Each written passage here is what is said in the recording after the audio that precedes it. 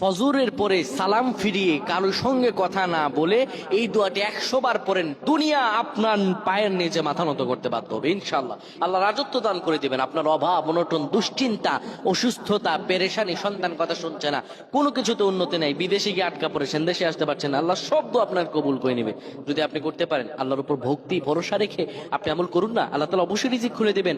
আল্লাহ তার আল্লাহু খায়রুর রাজিকিন, আল্লাহ হচ্ছে উত্তম রিজিক দাতা।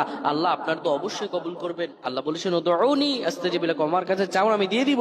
এই কথাগুলো তোমরা শেয়ার করে দিবা, ফ্যামিলি সবার কাছে শেয়ার করবা। তুমি আমল না করো সওয়াব পাবা যদি তোমার একটা কথা অন্য কেউ শুনে আমল করে।